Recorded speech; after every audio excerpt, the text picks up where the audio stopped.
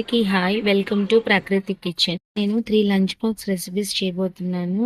అందుకు ముందుగా ఒక కడాయి పెట్టుకొని స్టవ్ మీద అందులో కొద్దిగా ఆయిల్ వేసుకొని ఆవాలు, జీలకర్ర, జీడిపప్పు, కరివేపాకు వేసుకొని వేపుకోవాలి. ఇప్పుడు ఒక గిన్నెలో పెరుగు వేసుకొని దాంట్లో తురిమిన క్యారెట్, తురిమిన కీర, కొద్దిగా కొత్తిమీర, కొద్దిగా పచ్చిమిర్చి, తగినంత సాల్ట్ వేసుకొని బాగా కలుపుకోవాలి. ఇప్పుడు ఈ పెరుగులో తగినంత అన్నం వేసుకొని కలుపుకోవాలి. అంతా బాగా కలిసేటట్టుగా కలుపుకొని ముందుగా వేసి పెట్టుకున్న పోపుని ఇందులో వేసేసుకోవాలి. అంతేనండి, వెజ్ కర్డ్ రైస్ రెడీ అయిపోయింది. ఇప్పుడు సెకండ్ రెసిపీ కోసము స్టవ్ మీద ఒక కడాయి పెట్టుకొని అందులో కొద్దిగా ఆయిల్ వేసుకొని కట్ చేసి పెట్టుకున్న పన్నీర్ ముక్కల్ని అందులో వేసుకోవాలి. పన్నీర్ ముక్కలు బాగా వేగనివ్వాలి. ఇలా వేగిన తర్వాత వాటిని తీసేసి పక్కకు పెట్టుకోవాలి. మళ్ళీ ఇప్పుడు అందులోనే కొద్దిగా జీలకర్ర, కట్ చేసి పెట్టుకున్న వెల్లుల్లిపాయ ముక్కలు, కొన్ని పచ్చిమిరపకాయలు, కరివేపాకు వేసి వేపుకోవాలి. అవి వేగిన తర్వాత ఉల్లిపాయ ముక్కలు వేసి వేగనివ్వాలి. ఇందులో కొద్దిగా సాల్ట్, కొద్దిగా పసుపు వేసి కలుపుకోవాలి. ఉల్లిపాయలు లైట్ గోల్డెన్ కలర్ వచ్చిన తర్వాత ఇందులో స్వీట్ కార్న్ వేసుకోవాలి. ధనియాల పౌడర్ ఒక టేబుల్ స్పూన్ వేసుకొని అంతా కలిసేటట్టు ఒకసారి కలుపుకొని వేగనివ్వాలి. స్వీట్ కార్న్‌లో ఉన్న పచ్చితనం పోయే వరకు వేగనివ్వాలి. దాని తర్వాత అందులో రైస్ వేసి కలుపుకోవాలి. అంతా కూడా ఒకసారి బాగా కలిసేటట్టు కలుపుకోవాలి. ఇప్పుడు ఇందులో ముందుగా వేపి పెట్టుకున్న పన్నీర్ ముక్కల్ని వేసి కలుపుకోవాలి. మినిట్స్ స్టవ్‌ని లో ఫ్లేమ్‌లో ఉంచి కుక్ చేసుకోవాలి.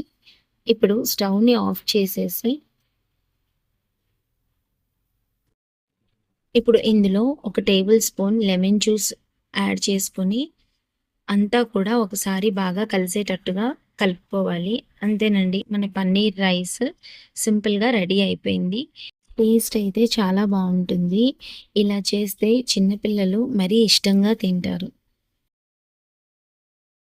Curd rice, carrot rice. అందుకు స్టవ్ మీద ఒక కడాయి పెట్టుకొని కొద్దిగా ఆయిల్ వేసుకొని అందులో ఆవాలు, జీలకర్ర వేసి వేగనివ్వాలి. తర్వాత ఉల్లిపాయ ముక్కలు, ఉప్పు, పసుపు వేసి అంతా కలిసేటట్టుగా ఒకసారి బాగా కలుపుకొని ఇందులో కొద్దిగా కరివేపాకు వేసి ఉల్లిపాయలు లైట్ గోల్డెన్ కలర్ వచ్చే వరకు వేగనివ్వాలి. ఇప్పుడు అవి వేగిన తర్వాత అందులో ఒక హాఫ్ టేబుల్ స్పూన్ అల్లం వెల్లుల్లి పేస్ట్ వేసి అంతా బాగా కలిసేటట్టుగా కలుపుకోవాలి.